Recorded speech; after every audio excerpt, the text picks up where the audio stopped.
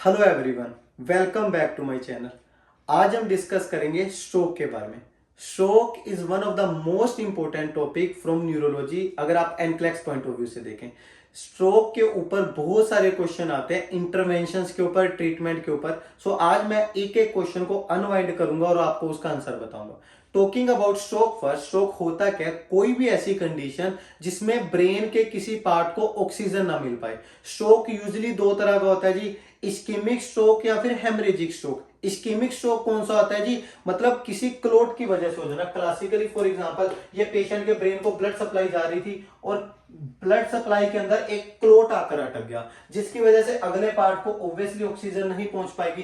तो ये होता है इस्केमिक स्ट्रोक। इस्केमिक स्ट्रोक की इंटरवेंशन बिल्कुल अलग होंगी, अब आप बात करेंगे उनके बारे में। एक दूसरा स्ट्रोक होता है हेमरेजिक स्ट्रोक। हेमरेजिक स्ट्रोक का मतलब होता है जी दिमाग की नस फट जाना। अगर दिमाग की नस फट जाएगी तो प्रॉपरली ब्लड सप्लाई नहीं पहुंच पाएगी किसी एक ब्रेन के पार्ट को, तो पेशेंट को स्ट्रोक वाले साइन एंड सिम्टम दिखेंगे। स्ट्रोक एक ऐसी कंडीशन है जिसमें पेशेंट के ब्रेन को ऑक्सीजन नहीं मिल पाती। क्लासिकली दो तरह का होता है, इस्केमिक स्ट्रोक और हेमरेजिक स्ट्रोक। इस्केमिक स्ट्रोक मतलब बिकॉज ऑफ क्लोट वो ऑक्सीजन नहीं पहुंच पाई क्योंकि ब्लड ही नहीं आगे जा पाया। हेमरेजिक स्ट्रोक बिकॉज नस फट गई और पेशेंट के जो प्रॉपर ब्रेन के पार्ट्स हैं उनको ऑक्सीजन नहीं मिल ब्लड नहीं मिल पाया, जिसकी वजह से पेशेंट को स्ट्रोक के साइन एंड सिम्टम आए। अब अगर आपको एग्जाम में क्लासिकली मैं आपको बता दूं, स्ट्रोक के क्लासिकल साइन एंड सिम्टम क्या होते हैं? Sudden arm ड्रिफ्टनेस। पेशेंट आकर बोलेगा जी मेरे को ना सडन आर्म ड्रिफ्ट हो रही है। पहले तो वो बाजू उठा पाता था मैं, अब बाजू उठाने की कोशिश करता हूं, बार बार हाथ नीचे चला जाता है। बाजू उठाने की कोशिश करता हूं, बार बार हाथ नीचे चला जाता है। फेशियल ड्रूपिंग, एक साइड का फेस पेशेंट का क्या हो गया? ड्रूप कर गया, मास्क लाइक फेस हो गया। या फिर वन साइडेड वीकनेस, अब एक साइड बॉडी क्या हो गया? या पैरालाइज हो गया, वीक हो चुकी है। These are the classical statement जो पेशेंट आपको देगा।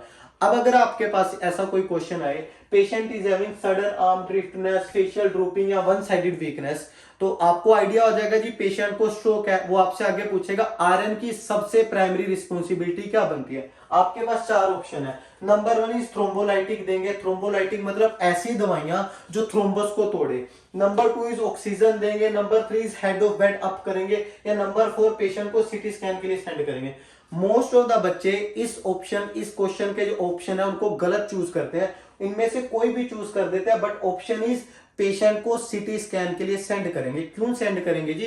पेशेंट को किस तरह की इंटरवेंशन दोगे, आप थ्रोम्बोलाइटिक दोगे या थ्रोम्बोलाइटिक नहीं दोगे, दैट टोटली डिपेंड्स कि पेशेंट को स्ट्रोक किस तरह का होगा। तो हमें कहां से पता चलेगा जी? वो हमें सीटी स्कैन से पता चलेगा। तो जब भी पहला क्वेश्चन, जब भी आपके पास एग्जाम में क्वेश्चन आए, उसने बताया नहीं है कौन सा स्ट्रोक है, पेशेंट इज हैविंग स्ट्रोक, वो आया जिसको ऐसे ऐसे साइन एंड सिम्टम आ रहे हैं, बीइंग एन आरएन, आप क्या करोगे? कोई इंटरवेंशन मत करना जी। सबसे पहले उसको डायग्नोस के लिए सेंड करो, सीटी स्कैन के लिए, ताकि आप इंटरप्रेट कर पाओ पेशेंट को इस्केमिक स्ट्रोक है, हेमरेजिक स्ट्रोक है। इसके बिना कोई इंटरवेंशन मत करना, क्योंकि दोनों का ट्रीटमेंट बिल्कुल अलग अलग है। So talking about first ischemic stroke.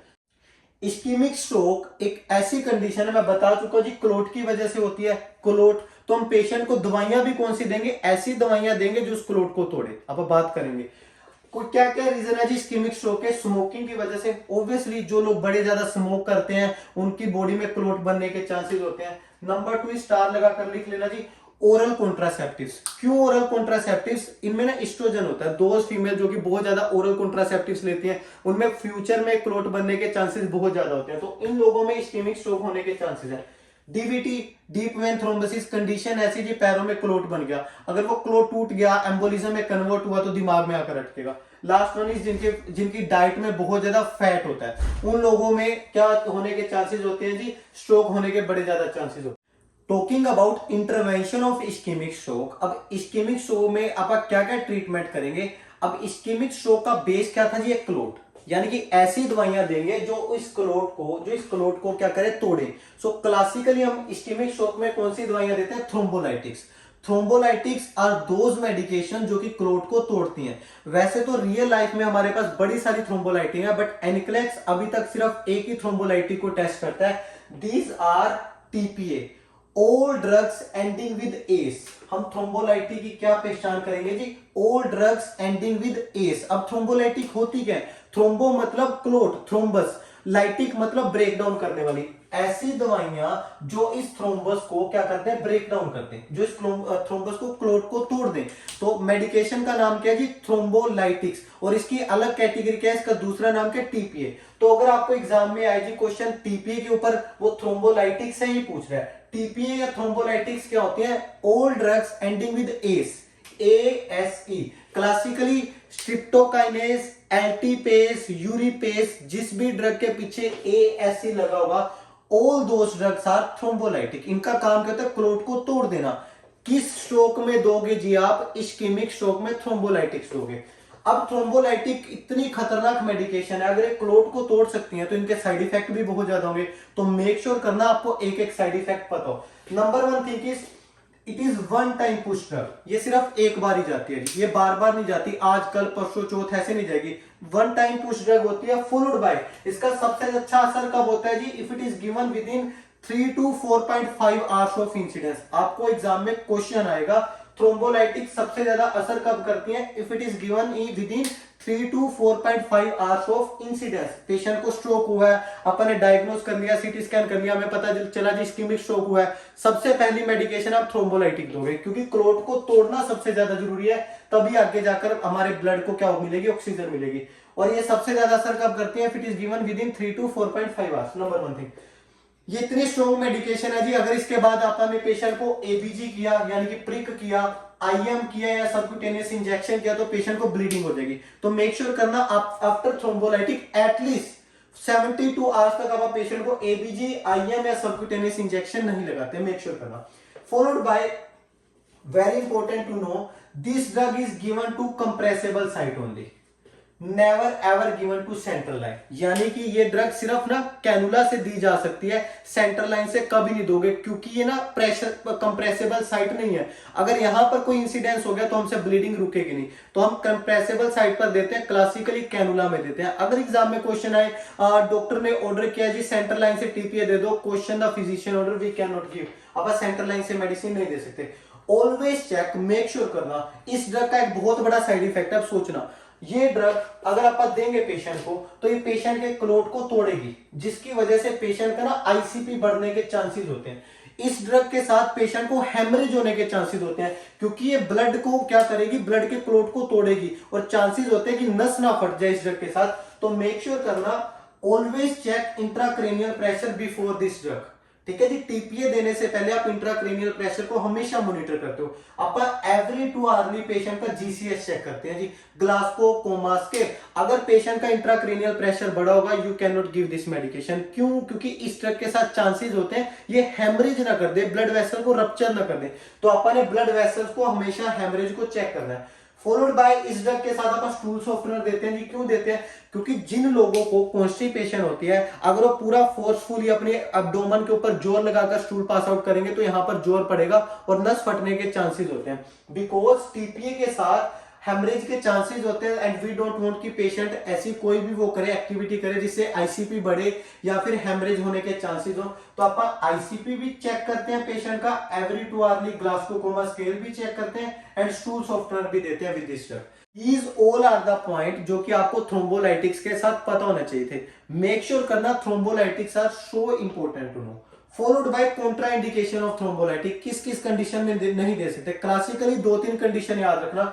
Number 1 is, अगर पेशेंट की कोई रिसेंट हिस्ट्री है सर्जरी की या फिर ब्लीडिंग डिसऑर्डर है, विद इन 3 मंथ अगर पेशेंट को कोई सर्जरी हुई है, you can not give this medication. First thing, अगर पेशेंट का ब्लड प्रेशर की हिस्ट्री है, classically chronic blood pressure more than 170 बढ़ा हुआ है, तो भी आप ये वाली मेडिकेशन नहीं दे सकते। Followed by other 2 medication thrombolytics में, और कौन कौन सी 2 मेडिकेशन जाती है? Anticoagulants and antiplatelet. एंटीकोगुलेंट कौन सी होती है जी? Heparin and warfarin. हेपरिन और warfarin, heparin and warfarin are so important to know. मैं अपनी वीडियो का लिंक डिस्क्रिप्शन में डाल दूंगा, प्लीज उस वीडियो को देख लेना। लास्ट ड्रग इज एंटीप्लेटलेट, जिसके अंदर आती है एस्पिरिन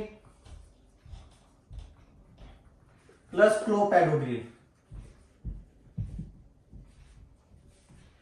एस्पिरिन एंड क्लोपेडोग्रिल। अब थ्रोम्बोलाइटिक क्या थी? ऐसी ड्रग जो क्लोट को तोड़े।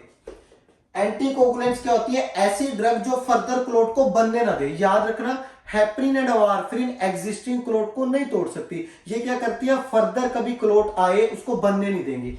लास्ट वन इज एंटीप्लेटलेट, ये ब्लड थिनर्स होती हैं, खून को पतला करके रखती हैं, aspirin and क्लोपेडोग्रिन।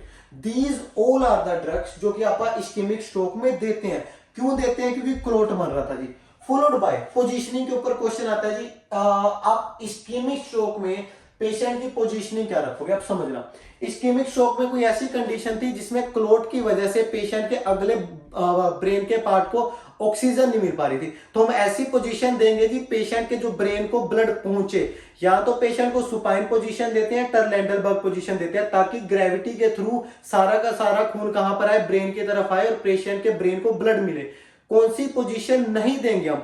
High Fowler, semi Fowler, ये दोनों पोजीशन नहीं देंगे। अब अगर किसी पेशेंट के ब्रेन को ब्लड पहुंच नहीं रहा, ऊपर से अपन ने ऐसी पोजीशन दे दी है कि ब्लड को ग्रेविटी के अगेंस्ट जाना पड़े, तो हम ऐसा कोई भी पोजीशन नहीं देंगे। तो पोजीशन देते कौन सी है? सुपाइन और टर्लेंडलबर्ग। टर्लेंडलबर्ग मतलब हेड डाउन फीट अप। कौन सी पोजीशन नहीं दोगे जी आप पेशेंट को? Semi Fowler and high Fowler, ऐसी कोई भी पोजीशन नहीं दोगे।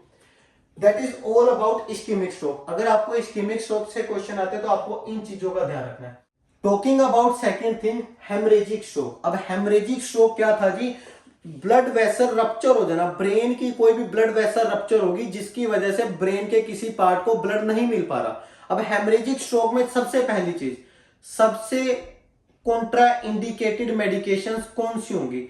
ऑल दोस मेडिकेशन जो ब्लीडिंग को प्रमोट करें, classically thrombolytics, anticoagulants and antiplatelet. ये दवाइयां बिल्कुल भी नहीं देनी, क्योंकि इन पेशेंट में तो ब्लीडिंग पहले से ही हो रही है, और अगर आपने ऐसी दवाइयां दे दी जो ब्लीडिंग को प्रमोट करती हैं तो पेशेंट की इमीडिएटली डेथ हो जाएगी। सो पहली चीज याद रखना जी, थ्रोम्बोलाइटिक्स, एंटीकोगुलेंट एंड एंटीप्लेटलेट तो कभी नहीं दोगे।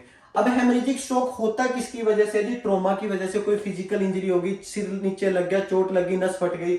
एनुरिज्म की वजह से, एनुरिज्म एक ऐसी कंडीशन है जिसमें ब्लड वेसल बहुत ज्यादा वीक हो जाती है, फ्यूचर में जाके रप्चर होने के चांसेस होते हैं। स्ट्रेस या फिर सीवियर हाइपरटेंशन की वजह से हेमरेजिक स्ट्रोक होने के चांसेस होते हैं। क्लासिकली जिस भी पेशेंट को हेमरेजिक स्ट्रोक होगा, सबसे बड़ा रिस्क क्या जी? इंट्राक्रेनियल प्रेशर बढ़ने का। ऐसा क्यों होता है जी? आईसीपी क्यों बढ़ता है पेशेंट का? फॉर एग्जांपल ये हमारा क्रेनियम है, क्रेनियम बहुत ही ज्यादा ना स्टिफ होता है, तो अगर इसके अंदर बेफालतू का ब्लड आता रहेगा तो वो क्या करेगा जी? इंट्राक्रेनियल प्रेशर को इंक्रीज कर देगा। तो मेक श्योर करना, हेमरेजिक स्ट्रोक में सबसे बड़ा रिस्क क्या होता है? इंट्राक्रेनियल प्रेशर बढ़ने का। तो पेशेंट को सारी वो इंटरवेंशंस देते हैं जो आप आईसीपी बढ़ने वाले पेशेंट को देते हैं क्लासिकली। इन लोगों की पोजीशन क्या होगी? खुद से सोचना।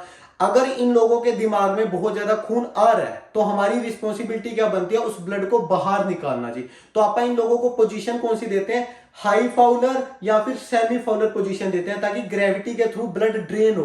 कौन सी पोजीशन नहीं देंगे? सुपाइन या टर्लेंडलबर्ग पोजीशन नहीं देंगे, क्योंकि अगर आपने टर्लेंडलबर्ग पोजीशन दे दी, पहले इनके दिमाग में बहुत ज्यादा खून इकट्ठा हो रहा है और ग्रेविटी के थ्रू ब्लड क्या होगा? पैरों से सिर की तरफ आएगा और पेशेंट का आईसीपी बढ़ जाएगा। तो मेक श्योर करना पोजीशनिंग बिल्कुल उल्टी होती है। इस्केमिक स्ट्रोक में जो पोजीशन थी वो यहां पर कॉन्ट्राइंडिकेटेड है। इन पेशेंट को आप सेमी फाउलर और हाई फाउलर पोजीशन देते हैं। दवाइयों के लेवल पर कौन सी दवाइयां नहीं देनी जी? All kind of blood thinner. Classically thrombolytic नहीं दोगे, एंटीकोगुलेंट्स नहीं दोगे, एंटीप्लेटलेट नहीं दोगे, क्योंकि ब्लड पहले ज्यादा हो रहा है। पेशेंट को पोजीशन क्या देनी है? सेमी फाउलर पोजीशन देनी है। पेशेंट को स्टूल सॉफ्टनर देने हैं। क्यों देने हैं? क्योंकि अगर उसको कॉन्स्टिपेशन होगी, वो बहुत ज्यादा अपनी बॉडी के ऊपर प्रेशर लगाएगा तो आईसीपी पेशेंट का फिर से बढ़ जाएगा। दीज आर द इंटरवेंशन जो कि इस्केमिक स्ट्रोक की बिल्कुल अलग है और हेमरेजिक स्ट्रोक की बिल्कुल अलग है। दैट इज वाई जब मैंने आपसे सबसे पहले क्वेश्चन पूछा था, अगर एग्जामिनर ने हमें एग्जाम में क्वेश्चन दिया पेशेंट इज हैविंग स्ट्रोक, उसको ये साइन दिए हैं, तो आरएन की सबसे पहली रिस्पॉन्सिबिलिटी क्या बनेगी? क्या मैं थ्रोम्बोलाइटिक दे सकता हूं? No, I can not give the thrombolytic. क्यों नहीं दे सकता? क्योंकि हमें पता ही नहीं वो इस्केमिक स्ट्रोक है, हेमरेजिक स्ट्रोक है। अगर वो हेमरेजिक स्ट्रोक निकला और मैंने थ्रोम्बोलाइटिक दे दी तो प्रॉब्लम हो जाएगी। क्या मैं पेशेंट का हेड ऑफ बेड अप कर सकता हूं जी? हेड ऑफ बेड अब सिर्फ इस कंडीशन में होता है, इसमें तो अपने पेशेंट को या सुपाइन करना होता है या टर्लेंडलबर्ग करना होता है। लास्ट थिंग इज, मैं पेशेंट को कहां पर सेंड करूंगा? पहले मैं इंटरवेंशन करूंगा सीटी स्कैन को लेकर। पहले हम पता करेंगे पेशेंट को इस्केमिक स्ट्रोक है या हेमरेजिक स्ट्रोक है। इन दोनों स्ट्रोक में से जब डिफरेंशिएट हो जाएगा, फिर आप उसी हिसाब से पेशेंट का ट्रीटमेंट करेंगे। So our first intervention is, अगर उसने सिर्फ स्ट्रोक दे रखा है तो आप पहले डायग्नोस करेंगे इस्कीमिक है हेमरेजिक है। अगर इस्कीमिक है तो वो सारी दवाइयां दोगे जो उस क्लोट को तोड़े, अगर हेमरेजिक है तो वो सारी दवाइयां नहीं दोगे। फॉलोड बाय क्या करोगे जी, पेशेंट की पोजीशनिंग अप करोगे और पेशेंट को किस तरह से ट्रीट करोगे, जिस तरह से इंट्राक्रेनियल प्रेशर बढ़ने वाले पेशेंट को ट्रीट करते हैं। मैं अगली वीडियो इंक्रीज आईसीपी पे डाल दूंगा ताकि आपको पता चल जाए जी जब पेशेंट का आईसीपी बढ़ता है तो उनको किस तरह से ट्रीट करते हैं। ये तो था हमारा एक क्वेश्चन कि स्ट्रोक क्या होता है, स्ट्रोक के टाइप कौन से होते हैं, यानी कि मैकेनिज्म ऑफ एक्शन के अकॉर्डिंग इस्कीमिक स्ट्रोक और हेमरेजिक स्ट्रोक। अभी दूसरे टाइप ऑफ क्वेश्चन क्या आएंगे जी, वो आपको एग्जाम में देगा। Patient is having right side stroke, patient is having left side stroke, तो इसकी इंटरवेंशन बिल्कुल अलग है। So talking about stroke according to location, अब वो आपको, अब हमें कोई लेना देना नहीं है कि इस्कीमिक स्ट्रोक है या हेमरेजिक स्ट्रोक है। उसने दे दिया जी patient is having right side stroke, वो बाद की बात कर रहे हैं जी, 15 दिन बाद 20 दिन बाद की पेशेंट को जो स्ट्रोक हुआ था, चाहे इस्कीमिक हुआ था चाहे हेमरेजिक हुआ था, अब उसको ना राइट साइड का स्ट्रोक हो गया है तो क्या साइन एंड सिम्टम आएंगे, पेशेंट को लेफ्ट साइड का स्ट्रोक हो गया तो क्या साइन एंड सिम्टम आएंगे। सो टॉकिंग अबाउट बोथ कंडीशन, पहले अगर वो राइट साइड के स्ट्रोक की बात कर रहा है, राइट साइड ऑफ हेमिस्फीयर, क्योंकि हमारे ब्रेन में दो हेमिस्फीयर होते हैं, right hemisphere left hemisphere. If stroke is of right hemisphere तो पेशेंट को क्या इंटरवेंशन करेंगे। पहली चीज हमें पता होना चाहिए राइट हेमिस्फीयर रिस्पॉन्सिबल किसके लिए होता है, right side of brain is responsible for behaviour, measure of the behaviour. तो अगर पेशेंट को राइट साइड स्ट्रोक होगा तो पेशेंट का बिहेवियर उड़ेगा, बिहेवियर खराब होगा पेशेंट को। मैं इसको कैसे याद रखता हूं, R stand for right, R stand for reckless. ये लोग आवारा जंगलियों की तरह बिहेव करते हैं। सो राइट साइड स्ट्रोक में पेशेंट का बिहेवियर खराब होगा, पेशेंट रेकलेस हो जाएगा। R for right, R for reckless. Classically statement क्या होंगी पेशेंट्स की, ये पेशेंट येलिंग करते हैं, अब्यूजिव लैंग्वेज यूज करते हैं, चीखते चिल्लाते हैं, बार बार बेड से उठते हैं, बार बार कैनुला को रिमूव करते हैं। क्लासिकली पेशेंट इंपल्सिव होते हैं, अग्रेसिव होते हैं, येलिंग होते हैं। तो कभी आपको एग्जाम में वो दा दे पेशेंट इज हैविंग स्ट्रोक, वो येलिंग कर रहा है, इंपल्सिव हो रहा है, अग्रेसिव हो रहा है, अब्यूजिव लैंग्वेज यूज कर रहा है, थिंक अबाउट पेशेंट का बिहेवियर खराब हो गया, थिंक अबाउट पेशेंट के राइट साइड हेमिस्फीयर में स्ट्रोक हुआ है। उसके बाद एक तो ये हो गया, पहली चीज आपको राइट साइड के साथ क्या याद रखनी है, बिहेवियर। मोर इंपोर्टेंटली बच्चे सबसे ज्यादा गलती कहां पर करते हैं, हमेशा याद रखना, right side of the stroke is responsible for the left side of body. जो राइट साइड हेमिस्फीयर होता है, राइट हेमिस्फीयर होता है, वो फिजिकली मेरी किस साइड को सप्लाई करता है जी, मेरी लेफ्ट साइड को सप्लाई करता है। तो अगर पेशेंट को राइट साइड में स्ट्रोक हो गया, फिजिकल लेवल पे सिम्टम्स कहां पर आएंगे जी, लेफ्ट साइड में सिम्टम आएंगे। क्लासिकली पेशेंट की कौन सी साइड पैरालिसिस होगी जी, लेफ्ट साइड पैरालिसिस होगी। अगर पेशेंट कह रहा है कि मेरे को लेफ्ट साइड पैरालिसिस है, लेफ्ट आर्म मेरी ड्रिफ्ट कर रही है, थिंक अबाउट स्ट्रोक कहां पर हुआ है, राइट साइड में स्ट्रोक हुआ है। पेशेंट कह रहा है लेफ्ट साइड फेशियल ड्रूप हुआ है, तो पेशेंट को कौन सा स्ट्रोक है जी, राइट साइड का स्ट्रोक है। पेशेंट निग्लेक्ट किस साइड को करेगा, ऑब्वियसली पेशेंट किस साइड को निग्लेक्ट करेगा, जिस साइड का पैरालिसिस है। तो in case of right side, ठीक है जी, पहली चीज बिहेवियर की प्रॉब्लम आएंगी क्योंकि right side is responsible for behaviour. Second thing, physical level पे right side is responsible for the left side of the body. तो क्लासिकली पेशेंट को पैरालिसिस लेफ्ट साइड में होगा, पेशेंट का फेशियल ड्रूप लेफ्ट साइड में होगा, patient की weakness left side में होगी, और पेशेंट निग्लेक्ट भी किस साइड को करेगा जी, लेफ्ट साइड को निग्लेक्ट करेगा। ऑब्वियसली इनमें एक फीचर होता है, जिस साइड पैरालिसिस हो जाता है पेशेंट उस बॉडी का ध्यान नहीं रखता तो लेफ्ट साइड को निग्लेक्ट करेगा। अब बात करते हैं अगर लेफ्ट साइड का हेमिस्फीयर हुआ तो क्या होगा, left side is responsible for language. जो लेफ्ट साइड हेमिस्फीयर होता है ये किसके लिए रिस्पॉन्सिबल होता है, लैंग्वेज के लिए रिस्पॉन्सिबल होता है। क्लासिकली रिटर्न, ओरल, अंडरस्टैंडिंग, किसी भी तरह की लैंग्वेज इनकी सही नहीं रहेगी। क्या ये पेशेंट लिख सकते हैं, नहीं लिख सकते जी, क्योंकि लेफ्ट साइड हेमिस्फीयर है। क्या पेशेंट समझ पाएंगे, नहीं समझ पाएंगे। क्या पेशेंट बोल पाएंगे प्रॉपरली, नहीं बोल पाएंगे। हर एक तरह की लैंग्वेज उड़ेगी। मैं कैसे याद रखता हूं जी, L stand for left, L stand for language. तो इन पेशेंट की लैंग्वेज उड़ेगी। फॉलोड बाय फिजिकल लेवल पे देखें तो उल्टा, obviously left hemisphere is responsible for the right side of the body. तो पेशेंट को पैरालिसिस किस साइड का होगा जी, राइट साइड का पैरालिसिस होगा। पेशेंट का फेशियल ड्रूप किस साइड होगा, राइट साइड फेशियल ड्रूप होगा। पेशेंट को निग्लेक्ट किस साइड को करेगा, ऑब्वियसली वीकर साइड को, पैरालिसिस वाली साइड को ही निग्लेक्ट किया जाता है तो राइट साइड को ही निग्लेक्ट करेगा। मेक श्योर करना आपकी बड़ी सारी इंटरवेंशन इस क्या कहते हैं बेसिक, उस पर आपकी क्या करेंगी, डिपेंड करेंगी कि आपको ये बेसिक नॉलेज है कि नहीं है। Now talking about basic intervention, stroke हो गया जी, चाहे वो राइट साइड है, चाहे वो लेफ्ट साइड है, चाहे वो इस्केमिक है, चाहे हेमरेजिक है। अब स्ट्रोक वाला पेशेंट तो स्ट्रोक वाला ही है, इसको किस तरह से इंटरवेंशन करनी है। वेरी फर्स्ट प्रिंसिपल, हर एक स्ट्रोक वाले पेशेंट को अपन सीजर प्रिकॉशंस पे डालते हैं। क्यों सीजर प्रिकॉशंस पे डालते हैं? क्योंकि दिमाग में ऑक्सीजन नहीं पहुंच पा रही तो पेशेंट को चांसेस है सीजर होने के, तो सीजर प्रिकॉशन पे डालेंगे। अगर आपको नहीं पता सीजर प्रिकॉशंस क्या होता है तो मैं अपनी सीजर वाली वीडियो लिंक में डाल दूंगा, तो प्लीज वो सारे सीजर प्रिकॉशंस देख लेना। नंबर 1 थी, फॉलोड बाय स्ट्रोक वाले पेशेंट में कभी भी खाना नहीं जा सकता। इन पेशेंट को एनपीओ पर रखते हैं जब तक इनका स्वेलो टेस्ट परफॉर्म ना हो जाए। So always question physician order, अगर वो कह रहा है कि पेशेंट को खाना खिला दो, यू कैन नोट, क्योंकि इन लोगों को डिस्फेजिया होगा, खाना खाने में दिक्कत होती है, दिमाग खराब हो चुका है, दिमाग का कोई पार्ट खराब हो चुका है, तो अब ये खाना नहीं खा पाएंगे। तो इनको एनपीओ रखते हैं कब तक? जब तक इनका स्वेलो टेस्ट ना परफॉर्म हो जाए।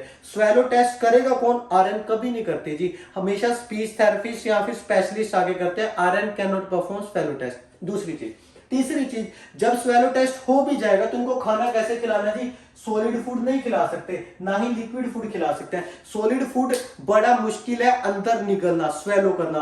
लिक्विड फूड के साथ प्रॉब्लम क्या होती है जी? पेशेंट को चोकिंग होने के चांसेस है। No solid food, no liquid food. खिलाओगे कौन सा जी? सेमी सॉलिड या प्यूरी डाइट खिलाते हैं हम पेशेंट को, मिक्स फूड खिलाते हैं, ना ही सॉलिड होता है ना ही लिक्विड।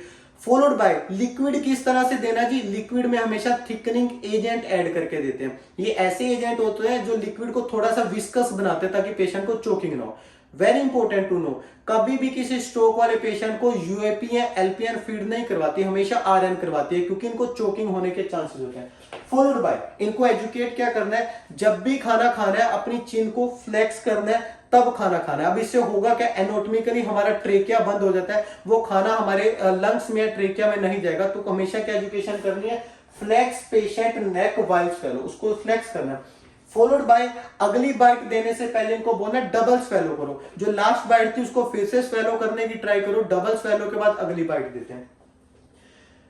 मेक श्योर करना जी सेडेटिव नहीं देने, कोई भी सेडेटिव मेडिकेशन बिफोर फूड नहीं देनी। खुद समझो, अगर पेशेंट को ऐसी प्रॉब्लम है कि खाना नहीं निकल पा रहा, मैं ऐसी दवाई दे दूं जो पेशेंट को सुस्त करे, क्लासिकली मॉर्फिन, क्लासिकली बेंजोडाइजिपिन, वो तो और पेशेंट को चोकिंग के चांसेस को बढ़ा देंगे, पेशेंट और डिस्फेजिया की तरफ जाएगा। So no sedative medication before food. Followed by after food patient को कौन सी पोजीशन में रखना है जी? आपने हाई फाउलर पोजीशन में रखना है एटलीस्ट फॉर 1 आवर। क्यों जी? क्योंकि इनको चांसेस है चोकिंग होने के, वापस खाना इनके लंग्स में जा सकता है, चोक हो सकता है, ड्रूलिंग डिस्फेजिया हो सकता है इन लोगों को। तो इन लोगों को हमेशा आप हाई फाउलर रखते हैं at least for 1 hour after food. Followed bye, ये तो था जी सारा खाने को लेकर। अब केयर की बात करते हैं जी। केयर में क्लस्टर केयर प्रोवाइड करते हैं इन लोगों को। क्लस्टर केयर का मतलब क्या होता है जी? No care more than 30 minute. अगर इनको जो भी केयर प्रोवाइड करने, फॉर एग्जांपल डॉक्टर ने 5-6 केयर दे दी, ये कर दो, वो कर दो, सब कुछ कर दो, बट ये सारी चीजें एक बार में नहीं करते, 1 केयर एट अ टाइम। क्योंकि देखो जी दिमाग में प्रॉब्लम आई है तो ये लोग बड़े ज्यादा ना कंफ्यूज होने के चांसेस होते हैं। तो आप इनमें 1 केयर करते हैं एट ए टाइम, और टाइमिंग के according no care more than 30 minute at a time, तो क्लस्टर केयर प्रोवाइड करते हैं। फॉलोड बाय अगर एग्जाम में क्वेश्चन आए, पेशेंट को स्ट्रोक हुआ है जी, पेशेंट कॉम्बिंग करने की कोशिश कर रहा है पर कॉम्बिंग हो नहीं रही, क्या being an RN UAP LPN आप इनकी कॉम्बिंग करोगे? Never ever. याद रखना प्रिंसिपल क्या है? No activity of daily living. इनको अपनी एक्टिविटीज खुद करने देनी है, इनकी सिर्फ हेल्प करते हैं, इनको सिर्फ असिस्ट करते हैं, इनकी एक्टिविटी आप कभी नहीं करेंगे। वो बटन नहीं बंद कर पा रहा, क्या आप इनके बटन बंद करोगे? No, just allot them extra time, फालतू टाइम देते हैं, हेल्प करते हैं पर बटन नहीं बंद करेंगे। याद रखना, अगर अपन एक बार इनकी हेल्प कर दी तो सारी उम्र हमारे ऊपर ही डिपेंड हो जाएंगे। तो इनकी एक्टिविटी ऑफ डेली लिविंग नहीं करनी, छोटी मोटी चीजें इनको करने देनी है, सिर्फ एक्स्ट्रा टाइम दो, सिर्फ इनको क्या करो जी? असिस्ट करो, हेल्प करो। Now talking about a golden rule, जिसके ऊपर बहुत सारे क्वेश्चन आते हैं। अगर आपको ये रूल नहीं पता तो आपके स्ट्रोक के बड़े सारे क्वेश्चन गलत होंगे। ये रूल क्या है जी? अब फॉर एग्जांपल आप एक एग्जांपल लेके चलते हैं। पेशेंट को राइट साइड स्ट्रोक हुआ था जी, अब टेक्निकली फिजिकल लेवल पे उसकी लेफ्ट साइड वीक हुई है क्योंकि उल्टी साइड वीक होती है। अब रूल क्या है?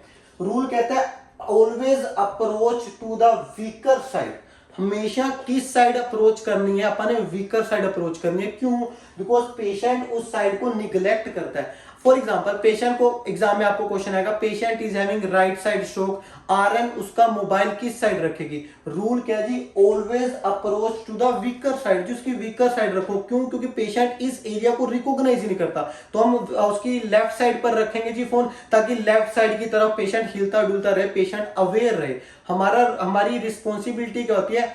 Aware the patient of neglect side, जिस साइड को निग्लेक्ट कर रहा है उस साइड को अपने अवेयर करवाना, बीइंग एन आरएन। तो राइट साइड स्ट्रोक में निग्लेक्ट किस साइड करेगा जी? लेफ्ट साइड को। तो रूल क्या है जी? Always approach the patient to the weaker side. अगला क्वेश्चन आया, पेशेंट टी शर्ट डाल रहा है जी, शर्ट डाल रहा है, आप किस आर्म में सबसे पहले डालेंगे जी? वीकर आर्म में। Always approach to the weaker side. और अगला क्वेश्चन आया, पेशेंट के पेरेंट्स मिलने आए जी, फैमिली मेंबर मिलने आए, उनकी स्टैंडिंग किस तरफ होगी? रूल यही रहेगा जी, always approach the patient to the weaker side, हमेशा वीकर साइड उसकी पेशेंट की स्टैंडिंग रहेगी। Followed by communication weaker side, T shirt weaker side. मैं इसके बारे में बता दूंगा एक्सेप्शन क्या क्या है। ये रूल 100% फॉलो नहीं होता, देयर आर सर्टेन एक्सेप्शन, और आपको एक्सेप्शन पता होनी चाहिए, नहीं तो एग्जामिनर आपसे क्वेश्चन पूछेगा इन एक्सेप्शंस के ऊपर। पहली चीज, खाना किस साइड खिलाओगे? अब रूल क्या था जी? जनरल रूल की बात कर रहा हूं, वीकर साइड अप्रोच करना है। क्या आप पेशेंट के वीकर साइड खाना खिला दोगे? नहीं जी, जिस साइड पैरालिसिस, अगर उस साइड आपने पेशेंट के मुंह में खाना डाल दिया तो पेशेंट चोक कर जाएगा, निगल ही नहीं पाएगा। तो पहली एक्सेप्शन क्या? Food must be always on the stronger side. तो जो साइड स्ट्रोंगर है उस साइड खाना खिलाना है, खाना वीकर साइड मत खिला देना, पहली चीज। दूसरी एक्सेप्शन क्या जी? कोल बेल। कोल बेल हमेशा आप पेशेंट की स्ट्रोंगर साइड रखनी है। आप खुद समझो, अगर ये साइड पैरालिसिस वाली है, आप इस साइड कोल बेल रख दोगे तो पेशेंट आपको बुलाएगा कैसे? तो पेशेंट की दूसरी exception, call bell must be on the stronger side. तीसरी exception, very important to know, question आता है कि पेशेंट को ट्रांसफर करना है, तो विच साइड? सबसे पहले पेशेंट को एजुकेट क्या करना है, कौन सी साइड पर वेट डालोगे, या फिर कौन सी साइड चेयर के ऊपर आएगी जब आप बेड से चेयर पर ट्रांसफर कर रहे हैं? Always stronger side, make sure करना। तीसरी एक्सेप्शन। चौथी एक्सेप्शन क्या जी? हेमियोनोप्सिया, एक कंडीशन है। हेमियोनोप्सिया का मतलब क्या होता है जी? One side vision loss. Classically अगर पेशेंट को ये वाली साइड का विजन लॉस हो गया, राइट साइड से नहीं दिख रहा, तो आरएम किस साइड अप्रोच करेगी जी? रूल इज जिस साइड से दिख रहा है, कॉमन चीज, ठीक है जी। विजन ऑफ फील्ड में आप पेशेंट के क्या करेंगे? अप्रोच करेंगे। खाना किस साइड आएगा जी? जिस साइड दिख रहा है उसी साइड से खाना आएगा। दिख लेफ्ट साइड से रहा है तो लेफ्ट साइड खाना आएगा। फोन किस साइड रखोगे जी? फोन इस साइड ही रखोगे जिस साइड दिख रहा है। अगर उन्होंने क्वेश्चन को आगे बढ़ाया, हेमियोनोप्सिया की बात की, तो आप क्या याद रखेंगे? इन केस ऑफ हेमियोनोप्सिया यानी कि वन साइड विजन लॉस, आप सारी इंटरवेंशन कहां पर करेंगे जी? विजन ऑफ फील्ड में, जिस तरफ से दिख रहा है। Last but not the list, इन लोगों के साथ कम्युनिकेशन कैसे करोगे? Simple communication, close ended question. Close ended question का मतलब होता है यस या नो में पूछोगे। क्या आप नहाना चाहोगे? हाँ या ना। क्या आप खेलने जाओगे? Just giving an example. क्या आप खेलने जाओगे? हाँ या ना। कभी भी long ended, open ended question नहीं पूछने। Okay, tell me something more about yourself, ऐसे क्वेश्चन नहीं पूछने। सिंपल, कोई भी टेक्निकल टर्म यूज करनी, क्लोज एंडेड, यस या नो, लिमिट चॉइस। इन लोगों को चॉइस नहीं देते, कभी भी ऐसा नहीं कहते कि 5-6 टी शर्ट है, बताओ जी कौन सी डालोगे। नो, ये कंफ्यूज हो जाएंगे, चॉइस नहीं देनी होती, अपनी मर्जी से अपन इनको कुछ भी डाल देना है। फॉलोड बाय, जब भी कम्युनिकेशन करनी है पेशेंट की तरफ फेस करना है, क्योंकि पेशेंट आपके एक्सप्रेशन से बहुत कुछ समझेगा। पेशेंट को बैक करते हुए नहीं बोलना। Avoid distractions. एग्जाम में क्वेश्चन आएगा, पेशेंट को स्ट्रोक हो गया, आरएन बात करने है, टीवी चल रहा है, डिस्ट्रैक्शन को बंद करो, इनमें डोर भी क्लोज करो ताकि पेशेंट आपको अच्छे से समझ जाए। नो लाउड वॉइस, कभी भी ऊंचा नहीं बोलना है। इनके कानों में प्रॉब्लम नहीं है जो आप इनके साथ ऊंचा बोलोगे, इनकी प्रोसेसिंग में प्रॉब्लम है। तो आराम से बोलना है, जेंटल वॉइस बोलना है, and give them extra time to understand जो कि आप क्या बोल रहे हो। That is all about stroke. Hope आपको ये लेक्चर समझ आया होगा। प्लीज इस वीडियो को बार बार देखना, because it's a worth repeating video, and share करना उन लोगों के साथ जो अभी एनक्लेक्स की प्रिपरेशन कर रहे हैं। मैं आपके लिए ऐसी वीडियोस लाता रहूंगा। Thank you.